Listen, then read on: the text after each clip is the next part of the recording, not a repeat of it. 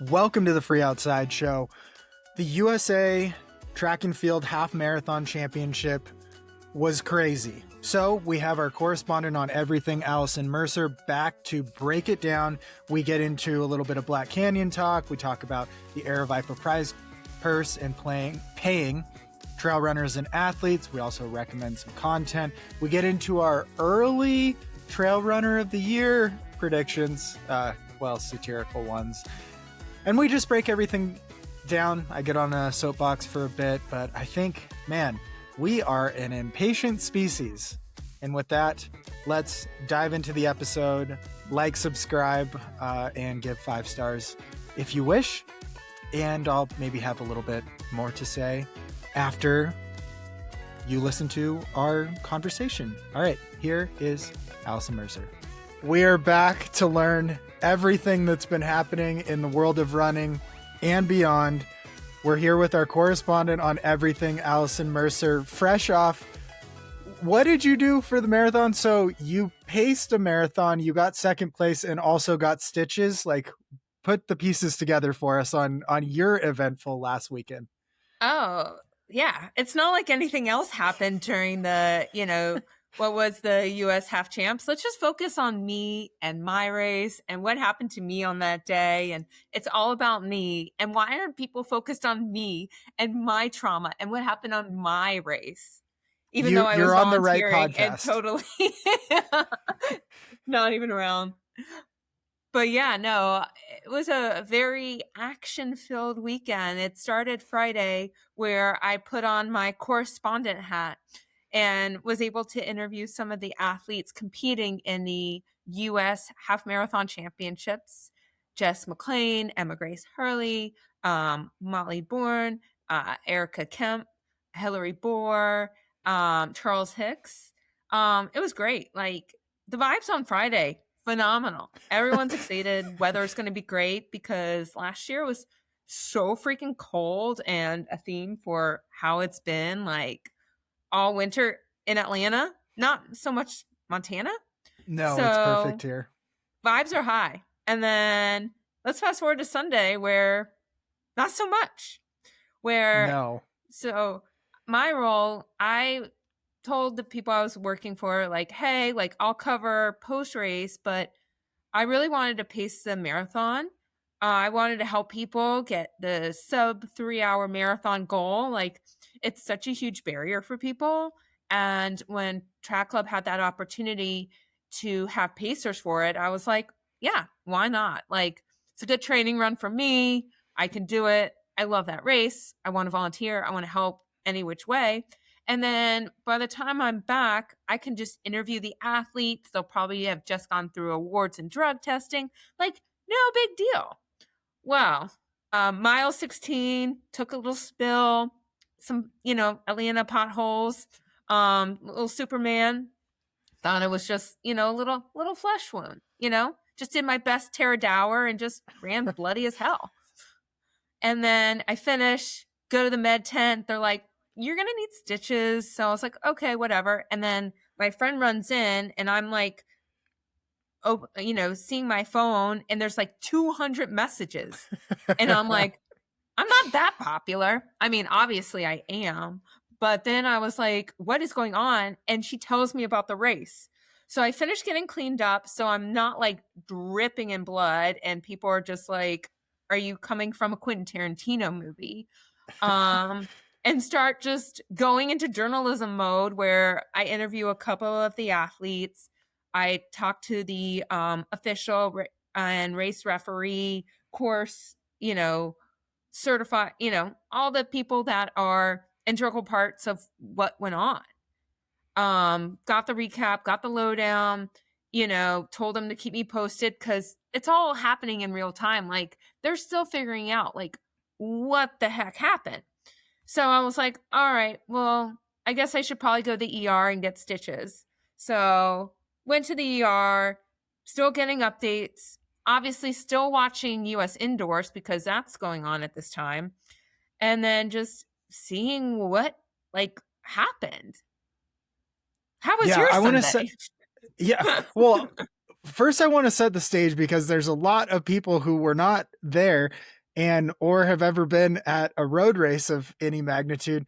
And I think what's lost is how many coordinated organizations and people are involved in this thing. And the answers that's why you had enough time to go to the ER before you even had answers on what had even happened, because you have the police directing traffic, you have Atlanta Track Club organizing things, you have USA Track and Field, USATF out there governing the whole championship, and then probably a million other municipalities just involved in it. And yeah, it was crazy. So you have dug pretty deep. So what did happen? So from my point of view, my Sunday, I didn't even watch, but I read that either the top 3 or 5, even the information was bad.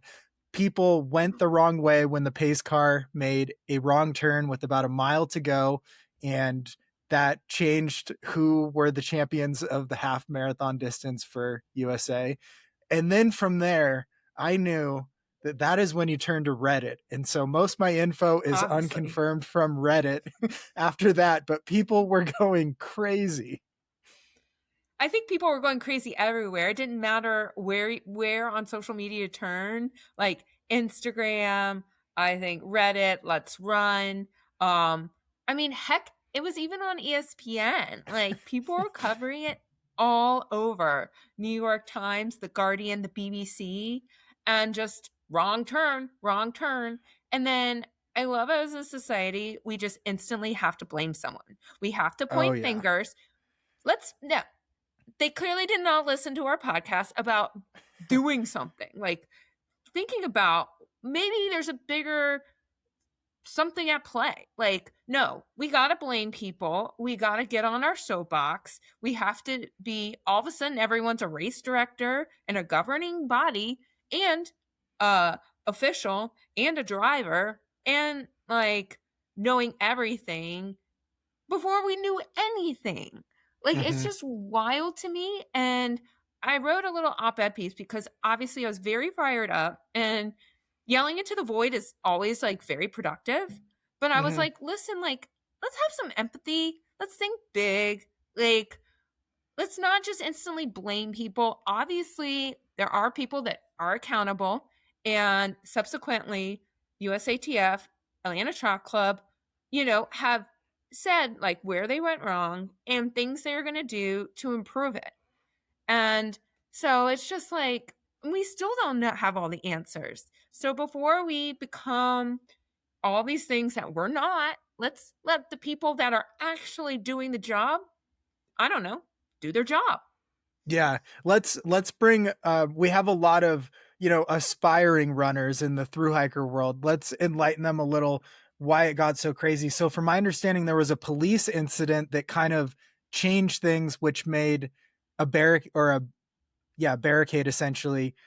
They moved it or something, so the pace car continued going the wrong way, and the first 3 were so far ahead that they just blindly, I mean, as you would, you just follow the pace car, but there was such a gap that the people behind them didn't follow that and went the right way, and ended up winning. And then that's sort of what I know. But then all chaos ensues because this is not just your local turkey trot. This is the championships for which they're selecting world's team and stuff like that. So yeah, is that basically how you would describe what happened at our national level event on the heels of the Olympics? Yeah, so to put into context, the race had a lot of implications.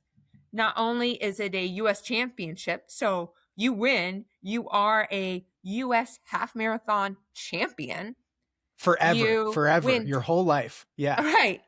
I believe there was about $20,000 in prize money for the first place. Hmm. So, a lot of money. It's very good, especially for, I wouldn't say this field was really deep. So, for someone that may not be sponsored, that's a huge payday. So, lots of implications. And then the top 3 qualified for the World Road Championship that's being held in September in Copenhagen. So you get to make a world team, you get some good money, and you get to be a US champion. Not too shabby of a day for about an hour worth of work. But as you said, you know, right before it was around the mile 11 mark, there was a cop that was hit. And for most people during races, you have cones marked, you have cops directing traffic so that you don't get hit by said car, and that there is a flow so that you're safe and you know where to go. So when the cop gets hit, all of a sudden, all hands on deck, and the cop that was supposed to be directing traffic and directing the athletes went to go help the cop that was down. And before I go on, Atlanta Track Club does a really great job describing play-by-play timestamp of everything that went down. So if you want more information on that, I'll caveat with that. It's more enlightful of everything that went down because I'm giving the very cliff note version. So cop leaves the spot at mile 11 where the runners are supposed to go over a pedestrian bridge. So as that's happening, they move cones so that a emergency vehicle can access the road to get to the cop. By moving the cones, it kind of shifts where you go on the course. You can either go left, where the cones are now kind of directing, or go straight across the pedestrian bridge. And when the cop that was there, that was briefed and knew, like, hey, you can go across the bridge, left, they left someone else there that did not know. And so for all intents and purposes, they don't think a car's going to go over a pedestrian bridge. So they're none the wiser. So as that lead truck is going, there's also another cop that's going to the scene of the accident. So I'm sure the driver thought, well, there's a cop going that way. There's an accident that happened. The cop's not telling me otherwise. Like, I'm going to go follow that. So then the runners subsequently see the cop, see the car. Cop's not telling him anything. You're mile, 11, 12 into a race. You're not thinking about anything. You can't even think what your name is, let alone like every turn on the course, which was another critique where I'm not even going to give it the light of day because give me a break. Like, knowing every turn on a course is just ridiculous. So the athletes all follow. The women, they do. The men went straight. They still went directly because there was no other cop. There was no direction. The people in the truck were like, go straight, go straight. So once again, the men are fine, but the women, the lead truck makes that turn. And then within 20 seconds, the original cop comes back to the original spot and realizes what happens. So then other cops chased down the 4 women that made the turn and made sure that they corrected so that your 5th place person all of a sudden went the right way so that they knew, all right, I'm going, and had no idea, like no clue what happened until they finished the race. And all of a sudden they're breaking the tape and they're just like, what in the world is happening? Like, I am not in the lead. So there's chaos. It's confusion. The women that made the wrong turn went about, I would say, they said about like 400 or 500 meters and then had to turn around.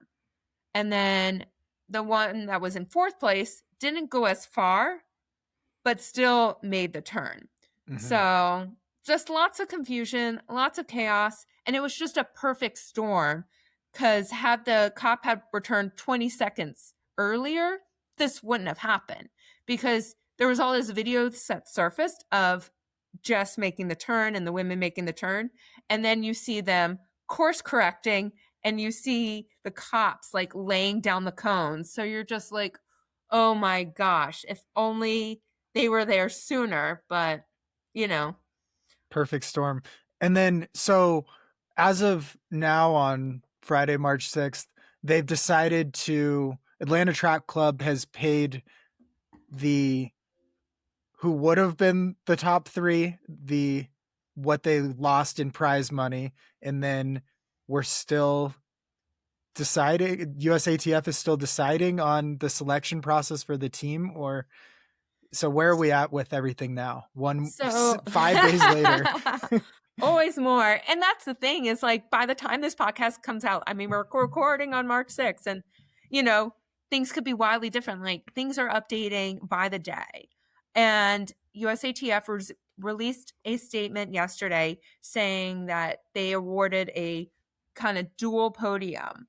The podium from the results that happened on the race and what they feel like probably would have happened with Jess McClain winning the race, giving them the world ranking points and everything, and kind of having a dual podium.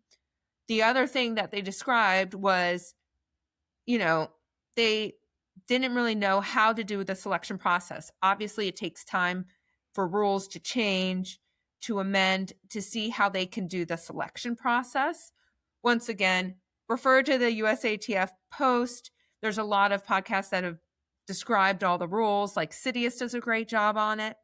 And basically, World Athletics has to decide if the proposal that USATF gave about probably sending, I don't know what it is, they didn't describe what it was, but I would presume it's to send all 6 women to the World Road Championships. And it's up to World Athletics Committee to vote on the amendment and the suggestion of USATF. So we will find out in, I believe, 2 weeks what the decision is by World Athletics. Wow, messy. I can't really imagine a worse scenario to be in a race than leading and then going the wrong way with less than 10% of the race to go. So let's dive into the craziness that happened on social media after, and in this segment of Idiots of the Internet. The craziest thing was when people were blaming the runners for not memorizing every single turn during the race. What else did you see out there? And what do you think of when people were screaming that? It was like, you're on your couch. They're not going to memorize 25 turns in Atlanta. 25 turns, you're going like 5-minute miles, like you are redlining. It was hot up there. Like there's so many things, and there's an official vehicle for a reason. Like they're guiding you, and that's all you're following, and then you follow the person in front of you. I give so much credit to all the women for their responses because they dealt with it with such poise and grace, because they're probably getting so many comments left and right and just in a state of confusion. And someone like Jess McClain, who is so nice and is finally getting that redemption where you're winning a title. She was 4th the previous year, so she was so close to making a team. At the U.S. Marathon Trials, she was 4th there. So, she's finally getting that opportunity to make a team. She was on the World Marathon team last year, but that was a selection process. It wasn't like you ran a race to qualify. So she's really having her moment, and that's like almost ruined. Emma Grace Hurley, it's similar, where she qualified last year at the half championship, but it was subsequently, the race was canceled. So she made the team, and then all of a sudden it's like, oh, just kidding, it's canceled. And she's from Atlanta. Like she has so many ties to Atlanta that she's just so heartbroken, and she has so much support, which was really nice to see. And, she also, fun fact, was part of the USATF long distance committee. So she knew all the rules in place and all the policies. And so she knew it was going to take time. So I really appreciate her having, a lot of composure and poise in it. And then the person I probably felt the worst for was Molly Bourne, who won the race, who basically was like, I'm not the winner. I'm not, do people hate me? And Yeah. it's like, you just won a race. Like, it's not your fault. She didn't go. She was the one that like took all the cones and like booby trapped it. Or maybe she got someone to change all the cones. Like, it's just ridiculous. Like, for anyone to be like, you're not the real winner or whatever. Like, go touch grass. I know. And even the premise or the basis where it all kind of started is like an officer down possible emergency. So it's like trained on a real human. And so the policeman is doing the right thing as he's been trained because it could be serious with an officer. So it's just crazy that all the people that were the worst are the ones just on their phones and on social media at home. And all the people that were immediately affected were the most composed and kind and gracious in everything that they said. It was so, I don't know, it's like a wake up call on just, we always say it, the difference of when you're on social media or behind a screen versus in person. Everyone in person, like, I can't believe how well they handled it. These are probably up to 6-figure bonuses in their contracts. It's changing the course of their entire life. And they're just patient and really kind. And then we have everyone just screaming online. It was so crazy to watch. Yes. And like I said before, it was people that weren't there, people that probably have never led a race and just have to have their opinion made. And it's like, just have to pile on. They're just like, oh, there's a dumpster fire. Let's just add more fuel to it. And it's like, were you there? Like, did you talk to the people in the truck? Like, who gives you the just, I don't know what you call it, expertise to think that you know everything, to just shit on it, to be perfectly honest. And yeah, like, it was just horrifying because I am obviously very biased because I am an Atlanta Track Club member. I'm a volunteer. I know all the people that, put their blood, sweat, and tears, and myself included with 4 stitches, like, into that race. And then you're totally discounting them. You're shitting on them. And it's like, they put so much into it. It's not like they went in and were like, how are we going to fuck this shit up? Like, give them grace. Like, does someone go into your office and go, oh, you really made a big mistake? Like, you really suck at your job? Like, come on. Yeah. And then it became like a war or this like fighting thing on social media where responses had to be made in statements posted to Instagram. And I don't know, it just got messy quickly. Yeah. So that was eventful. And also, I think the worst job has to be the driver of the pace car or the lead or the car, because you can only do acceptable. You can't be stellar, or you can do terrible. Like, that must be the the worst job to have. Like, you either perform adequately or you're in the news for being bad. And it's like, people were like, who was the driver? Who was in the truck? Who was this? Oh, why? Let's name them so you can try and cancel him and like berate him. Like, what is that going to do? Like, once again, like, putting blame on people, how is that solving the problem? Like, I appreciate that both sides have concrete solutions and procedures moving forward. Course marshal every turn, making sure the people in the truck have a turn by turn, play by play, like, doing so many things to go above and beyond. And it's easy to say that now. Like, so I appreciate that USATF has those concrete steps. Atlanta Track Club, same thing. And they took accountability for, they put up money. They put up real money. And then to award the prize money and to like communicate with the athletes and like bend over backwards.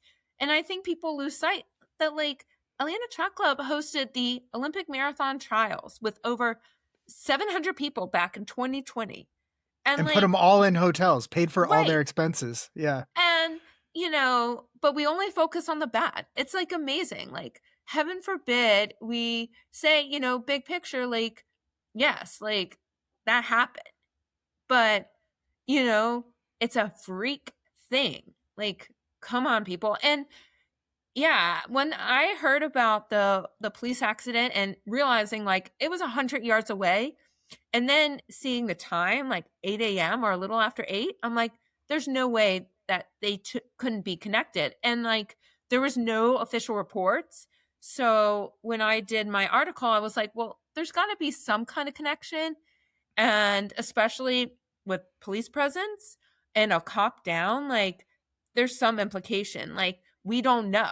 So it's like, before we jump to conclusions, like, there may be other things at play. So when all that came out, at least it gave people clarity. And also, when USATF came out with their article, you see the amount of people that they have to discuss this with, review it with, because you change a rule, you're setting a precedent. Mm-hmm. And I think Andy Wacker also had a really good post about the procedures, with him being so tied to USATF, like more, yes, it's more tied to mountain and trail and ultra, but he still has the knowledge base for it. So I really appreciate those people that, yes, we can trash social media all we want, but there are some people good that have these constructive feedbacks and like insight to educate people. Yeah. Well, as we wrap up our first segment that's taken half the show, I'm going to get up on my soapbox and say that for all the people, and some of the same people who are like open, inclusive, kind, patient, like work with people, they're humans, then we have to use that and have that strategy, that mindset in everything. It can't be 1 hour after the event screaming at people, wanting people's literal jobs online, and then turning around and preaching love to everyone else and stuff. It's just like, it's really bothersome when we're in this, world where it's hard to get along as people and it's hard to admit you were wrong or change your opinion, that even when something is wrong or gets messed up, if people are accountable, issue apologies, try to rectify it, make it right. Can we just praise that instead of asking for people's jobs? It just bothers me. Like, there's no way to win if bad things happen, of course, and it's how you deal with them. And now we're just trashing people because the bad thing happened. Like, we need to give people the ability to fail. Like, it's okay. And it's one thing to, bring up points and hold people accountable, but it's another thing to just like put the people, just, cancel them and just trash them.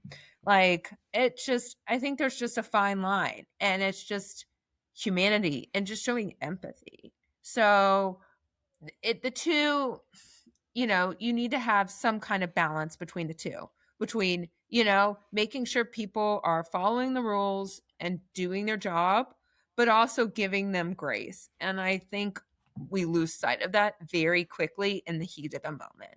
Yeah, they probably worked a lot of years to be able to be in those positions, so they're probably going to do their best to get things right. Okay, next topic. What should we follow this up with? This episode is brought to you by Janji, JANJI.com. I love the 2-in-1 shorts. They have these pockets in the... I just burped. They have these pockets in the liner that can store a bunch of gels and a water flask. So if I'm running like up to maybe 15 to 20 miles, I can store stuff there. So the 2-in-1 shorts. I also love the ultra shorts because they have pockets. That's what I wore on the Appalachian Trail. And then they got visors. Sun hoodies are coming out. They're doing some big drops over the next couple weeks. So keep logging in to johng.com and tell them I sent you. Well, how are you doing? Like, what's rib update? Like, I love that we both had our own visits to the ER.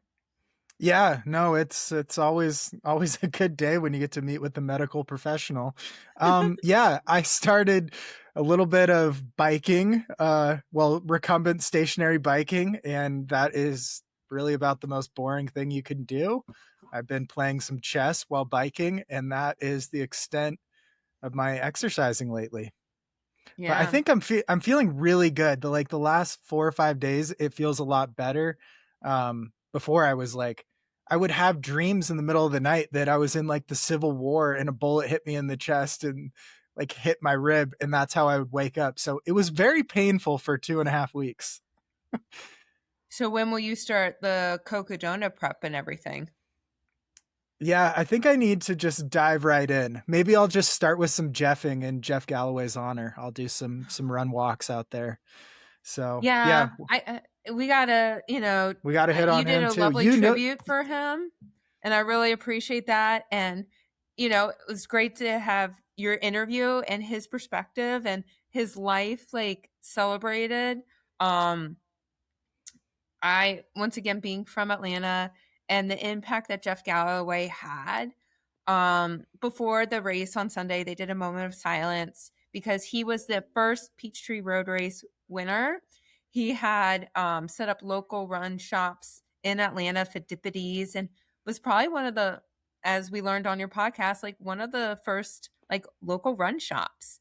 mhm. And the contributions he did to the Atlanta running community, I mean, everyone had a Jeff story. So when the news broke of his passing, my Facebook feed was flooded with Jeff stories. And even me personally, having gone to the Galloway School, which his dad founded, growing up with Jeff's sons, like it felt like you had a family member passing away and you really had a loss of a community member. Yeah, it's still amazing to me how he's one of those rare people he's excellent at something. I mean, Olympic marathoner, but also can find a way to relate it to your everyday person. And that is the magic that is lacking from a lot of experts is they're not very good coaches or they don't know how to teach or they can't explain what they're doing. And that was his magical gift. It's pretty crazy too. And just knowing him for a couple months, just then he passes away. I was really excited to talk to him for the next month of Jeff. I know. And, I really wanted him to complete that marathon. So he got that streak. It was just like so sad. I was just Mhm. beside myself. I was like, I need some good news and was really excited for the weekend to really celebrate him. And then you have what happened Sunday, and you're just like, can we get a break here? Like, we need some good news.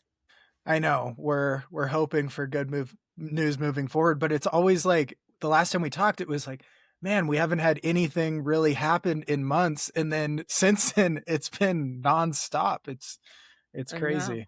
I know. Yeah. I mean, we didn't get to do our Black Canyons post review, post mortem. We did our way too early preview, and now we're doing our way too late, post game, I guess you call it. I mean, we might as well be starting to prep for Western States and Canyons and all the other races. But it is exciting that it is springtime and there are so many races to look forward to.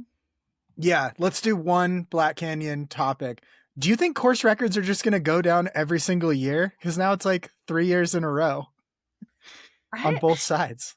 I know. I mean, it's just, I think people just race with no fear and are Mhm. so scared of how deep this competition is. And you have people like we talked about with golden tickets that have nothing to lose. So why not just like go all out? And also people that want that golden ticket so bad that they're willing to risk and do whatever it takes. And just the strategy involved and just like how freaking fit people are. It is mind boggling. Yeah, no, it's wild. We had Jen Lichter is in Missoula, so a Montanan tops the podium on the women's side. So big points to us. One of the few I didn't interview headed into it, but oh well. I know you had a good quorum of people. So it was a lot of people I didn't really know about, but I was definitely rooting for. So I feel like, I was definitely Team Montana for Black Canyon. Yeah, I think I've maybe gotten into that more watching more track and cross country too is like I know probably like the front maybe half the top 10 and 10 of the top 20 I've heard of, but it's the other 10 who are right up there that I'm always so curious their stories and I've had a good time just finding some of those other people near the front to talk to and just learn more about because they're really fast but no one mentions them and it's kind of It's weird. Our sport is going a strange direction on how like 10% of the athletes get 90% of the coverage, even among the elite athletes. Yeah, I mean, do you think that's just because of sponsorship, social media, or is there other things in play? I think it's just the sport maturing. I think that's how it kind of always goes. Like you don't know too much about, well, maybe you do know the sixth man on the Bulls when Jordan won his titles. But yeah, Steve Kerr and Tony Kukoc. But on another team, no, I think it's just kind of how it goes. You need these staples that have meme accounts or get covered or things like that. And then you get these other people that can make a name for themselves and move into that top group. But I think it's really become this hierarchical system of like there's the top people and that's where most of the storylines are. Even going in, one of the biggest storylines was if Jim was even going to run, and that's not even involving one of the people running. So yeah, I think that's just how it is. There's now multiple podcasts have news shows every week, and I think they just gravitate to the same people every week to talk about. Yeah, and to be honest, I've started listening to the Boulder Boys a lot more, and it's fun to have that like kind of banter where you feel like you're a part of their run or they're a part Mhm. of yours, because usually when I'm listening to podcasts, I'm running. And just to get the insight. So you feel like, one of your own, won a race and that how they're feeling going in, and just that insight where you're along for the journey. So I think as a fan, it's really engaging. And I think they're doing a great job. Even in like Cade, who got on the podium at 50K, like you knew a lot about him because you saw him as part of like an unofficial Boulder Boy. So I really appreciate what they're doing there. So it's really Yeah, cool to see that kind of insight. I think it's pretty important. Some athletes are using Substack more too, but to get Hmm. to know these people, because then people actually root for them. It's yeah, I don't know. It's really interesting, especially watching Will Murray too. Like it was really hard to get a hold of him after he got second at Black Canyon a year ago. And since then he's, gotten a little more mainstream and people learn more about his story and root for him and stuff. But it's hard to root for someone unless you know that backstory or that relatability. And so I think this is like an emerging thing in the sport of this almost popularity or relatability or something where you want to talk to them. And this was a professional transition because you got to talk to Cole Hocker, and that's why you weren't watching Black Canyon, right? Oh yeah, no, that was the the funniest thing to me is yeah, Valentine's Day weekend, because there weren't enough races going on with Black Canyon. I think Tararera, um, Barkley. I went up to an indoor track meet where you got to see Cole Hocker, Yard Nagoose, Nico Young, like Nikki Hiltz, like so many talented runners. And for them to be local, where usually a championship is in New York, Boston, or Eugene, to have that opportunity, I was so pumped. And the next morning, so Cole Hocker set the American record in the mile. And the next morning, I'm eating breakfast at the hotel and he's just sitting there chilling. And I start talking to him because I have no filter and I have no shame. And everyone's my bestie. It's just that parasocial relationship we have with others. And Yeah. my friend Olivia comes down and she was asking me how you were doing. And he was like, "You know someone at Barkley?" And I was like, "You know what the Barkley Marathon is?" And he's like, "Yeah, I've seen the YouTube." And I'm just like, "What in the world?" So it was really cool. So I like told him all about you. And obviously he's like a huge fan. He's like, "Oh yeah, I know Jeff." No, he didn't. But I was like, "You should follow him." He's like kind of giving me a look and he's like, "All those trail guys are kind of crazy." I was like, "Yes." I told him Yep. about your AT self-supported FKT and I was like, he averaged this amount of miles per day. And I was mansplaining FKTs to him. Well, you would be the one to do that. You are the queen of the FKT world. Yeah, so I was so excited. And he was probably like, all I wanted was a quiet breakfast. And here I am learning way too much about trail running. But It was cool, and he was such a nice guy. And so I was really impressed, and really cool to see him having an interest in trails. So the crossover between road and track and trails continues. And he said maybe for if he's going to do Barkley next year. He said he was a maybe. I mean, I guess he has to get in first. So hopefully he knows how to apply and, can start doing some hill repeats. Yeah, no, that would be great. He can come up here and stay in our spare room in Montana and do a training camp. We'll put him through the test. Yeah, because I'm sure nowhere in Blacksburg, Virginia, can he do any kind of vert. Probably not. No. Not on the track, at least. So what was the American record? What was his time? This is dating. This is 3 weeks ago. Yeah, I believe it was 3:45. So pretty impressive for a mile indoors where you're on a 200-meter track. Brutal. Wow. Yeah. This episode is brought to you by Garage Grown Gear. They are the marketplace for small businesses. Whether you're looking for meals, a tent, a sleeping bag, freeze-dried anything, meals. I like Trail Goods Co. We've had Luke on. He makes those. They're back in stock. So check out Garage Grown Gear. Things that you can get there that I have used recently. The LT5 poles from Gossamer Gear. That's what I took on the Appalachian Trail. I also had an Enlightened Equipment synthetic sleeping bag, a 50-degree one to not carry too much weight, but also stay slightly warm enough. So check them out, garagegrowngear.com. All right, let's move into our early discussion on the Ultra Runner of the Year. Who do we think is going to win it this year based on 2 months of info? Oh my gosh, it's so neck and neck on who's going to get it. I mean, I'm about to say who's probably raced the most. I don't know. But, Dan Jones won Tarawera, so not to forget. I guess, is this the North American one? I don't even remember what award. Well, there's 30 million, so we can just list a bunch of people, and they'll probably be on some list somewhere.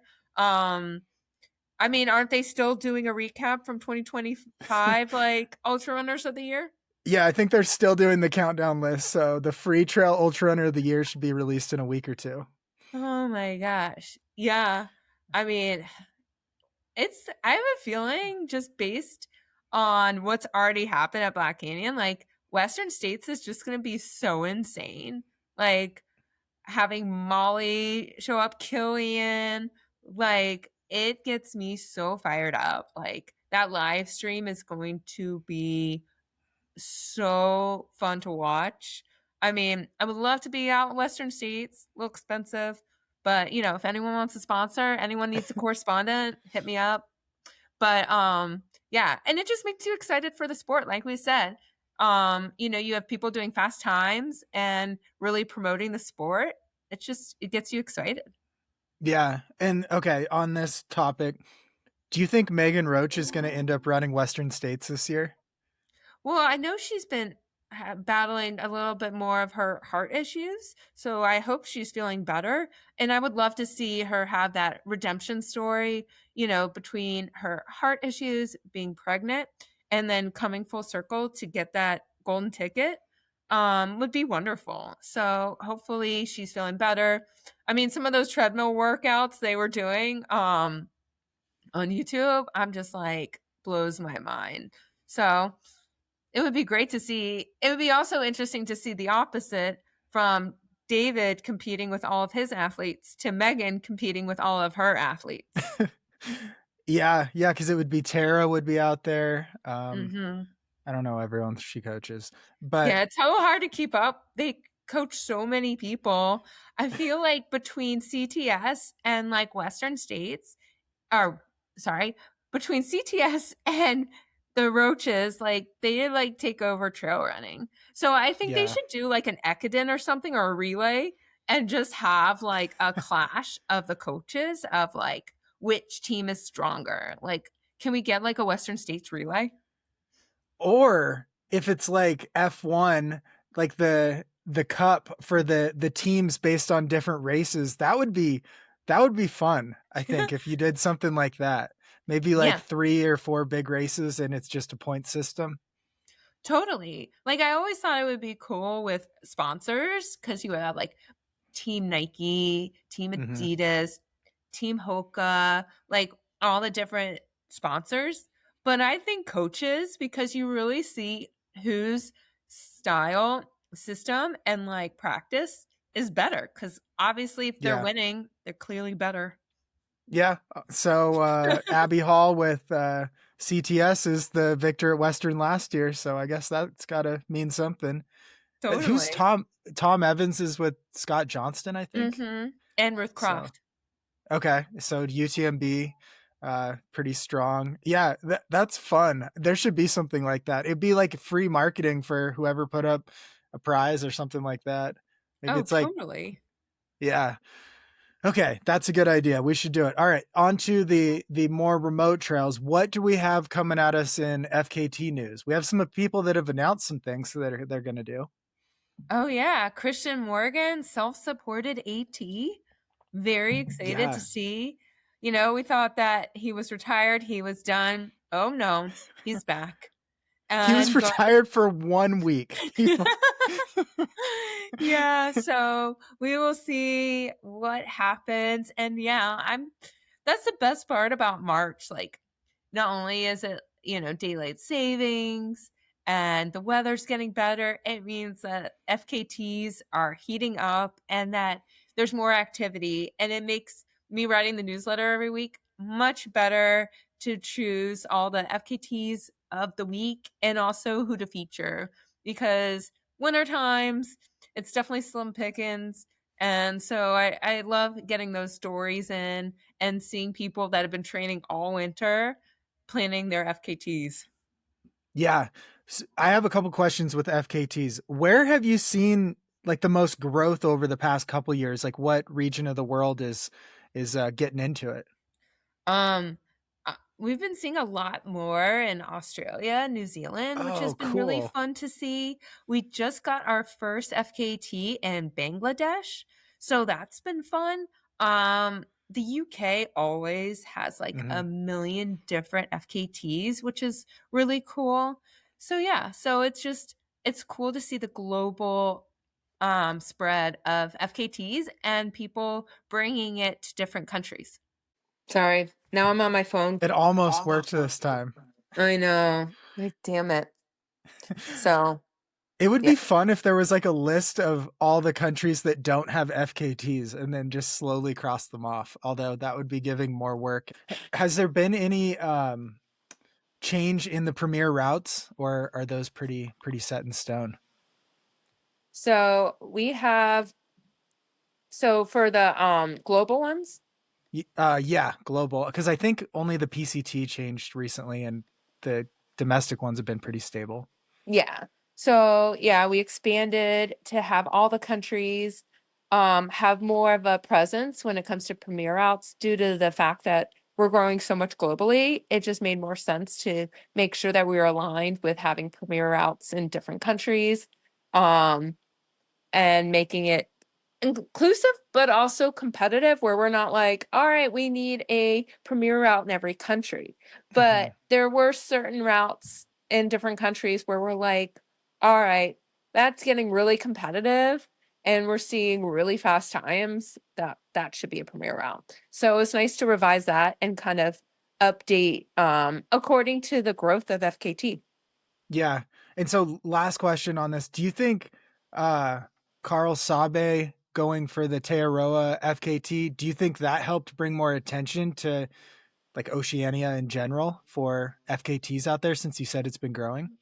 Oh, for sure. I mean, anytime Carl Sabe does an FKT, you know it's getting attention and his, presence, it's great. Like it just shows what's possible and just the range that he has. I mean, between him and Killian, all the routes that they do around the world are so incredible and just is so impressive to see. So I give them so much credit for really specializing it. Obviously, Killian can do anything, but I think Carl has really established himself not only as a FKT expert and Barkley expert, but just what's possible. Yeah, I think he doesn't really even like the ultra running races. He'd much prefer to go after FKTs. So that's pretty cool to shine some light there, since it used to be like if you aren't that good at racing, you do FKTs. Now it's like specialized on both sides, with even with like David Hedges or Jack or something, more FKT specialization. Sawyer Products sponsors the show. And what do they got? Well, pretty much everything you need to stay safe out there. They just protect you. They protect you from Giardia with the Sawyer filters. They've got the micro, the mini, and the standard. So Sawyer filters, I took one on the Appalachian Trail. They have the Stay Put sunscreen. So that protects you from the sun. That's a big deal. And then they have the permethrin. That protects you from ticks and mosquitoes. And the picaridin, similar, and that protects you from mosquitoes, ticks, all those things as well.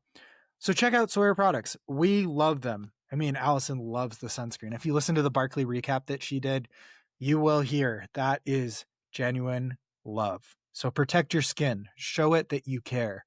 Wear sunscreen. Get Sawyer Products anywhere that they are sold, obviously. But like Walmart, Bass Pro, Cabela's, or online, links to all the sponsors are down below. Yeah, I mean, I feel like it started basically like with you and Joe, Josh, Perry, even like you can look at Heather. Mhm. Really like focused in on FKTs as what your main competition is and how you shine as a, professional runner. And then now you see it following suit with people like Aaron Ton, Tyler Andrews, who really, even like, Jason Hedrick, like Hardrath. I can't even talk today. Um, like they really showed that like you can make a name for yourself without stepping foot on a starting line. Yeah, totally agree. Okay, two more quick topics here. One, we had the emergence or the creation of the race purse thing by Aravipa. What did you think of this? So for people who don't know, basically while you're watching the live stream, you can contribute money somehow, probably through like Venmo or YouTube something. And then it's split amongst the podium winners of the race that you're watching the live stream of, essentially, I think. I mean, I'm very mixed about it because I'm just like, you know, the race is already getting a lot of money and they do their own prize money. They probably get a lot from sponsors, especially someone like Aravipa. But I would love to see it going to like the sixth place person or the Mm-hmm. last place person or the 10th place person because they're probably, traveling on their own dime, probably don't have as much resources as your elite front of the pack people. Or also it just going to a charity or some kind of like trail preservation.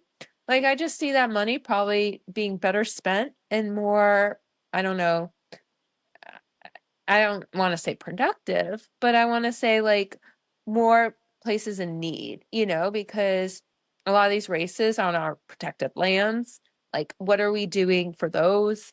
And just like trail maintenance, like I'd rather see the money going towards that. What about you? Yeah, I'm with you. I wanted to know how I'm supposed to feel about this. It's like a lot of things these days. I'm like, there's so many layers and nuanced, and I think prize money and validation and professionalism of the sport is really important. But it does feel strange that the pipeline of that is from the viewer. So that would be like if you're Mhm, watching the Olympics and you're sending money to the athletes mhm, competing. And I think what feels weird to me is you could be lined up next to them at the next race. Like the gap in, I guess, like on a pedestal or something doesn't really exist in this sport. And yeah, it's strange. I like that there is more thought around compensation of athletes, but I just don't know if this is hitting the nail on the head. But also credit out there of like at least something is happening, something's changing. But yeah, mhm, I think that could go to better resources or maybe the back half of the top 10 or something. Or what I've always thought is, and I if I had unlimited money, I would make a film on this. the exact middle runner of the race. Like if you finish 50% in, even if some, like however many people drop or something, that would be a funny story to tell of like the most average runner. And then they should also get all the money or something too. Yeah. Just find someone that it could make a big difference in. But I don't know. It's strange, but maybe if Cocodona does that, I can win some money. Right. And like, I love that Ayurveda's always willing to do something and always willing to think outside the box and how they do their races. I mean, the live streams are phenomenal. The drug testing that they do at every race, like all they do to make their races special. And they do so many that, you know, you really appreciate all the things that Jamil and his team do to, you know, make sure to keep the, you know, trail community alive and well and full of races. Yeah, maybe it's like a scholarship fund or something like that. I don't know. But yeah, no real issues. It just doesn't feel perfect, but nothing usually is when it starts out. So points for trying it out, and I'm sure it'll morph and change just like every one of Jamil's races has over the last decade anyways. just a few reroutes, you know. Yeah, just iron out some things like Cocodona, realizing that 31 miles without water was a little ambitious the first year. You know, just little things. With a quarter of the climbing, you know, whatever. 95 degrees, yeah. 2-liter requirement. It's like, yeah, this will work out. It's fine, you know, no big deal. It'll make for good television. Yeah, totally. Yeah, and then so that's mostly all my notes. Do you have anything else you think we should hit on here? No, I think we covered it. And yeah, I've missed talking to you and, you know, just getting excited for race season. It's, you know, finally here and I'm excited and just good to see you. And I love the outfit. Can we talk about the fit first? Like you're ready for spring. Yeah, I think it's like poppies or some kind of flower on this. It snowed 3 inches last night, but threw on the blazer hat to celebrate mediocrity. Yeah, so we're off to a good start. Stay blazing. Yeah. Okay. The last question. I thought this would be fun. It's out of left field, so I'll go first. But I thought we would each say either something we watched or something we read or a podcast we listened to that we thought was good to give shine to something else out there. And mine, I just rewatched the Wonderland Trail FKT film with Gary Robbins that the Ginger Runner did, and it's really good. I think give yourself, it's like 20 or 30 minutes, but it's a fun watch. A lot of FKT films are a little harder to watch, but yeah, give that a watch if anyone out there's looking to watch something. I watched Heated Rivalry as I was recovering from the marathon and just wanted to kick back and relax and really not think about anything and get something a little different, and definitely something that kept my mind off of running and all the chaos that happened. And also the pain of like stitches. And it was great. Like, why do they only do 6 episodes? That killed me. Like, you want more. And I told myself when I was watching them, don't watch them all at the same time. And like, I didn't watch them all at the same time. My ADD doesn't work like that. But it was a quick, and like, I want to watch it again. And I don't know why. And I went instantly to Reddit and Threads, and I'm glad that I'm not the only one that like wants to watch it again, and all the videos and edits that people do and the obsession they have. I'm like, now I get it, because for the longest time I was like, what is going on? And then I watched it and I'm like, oh, now I get it.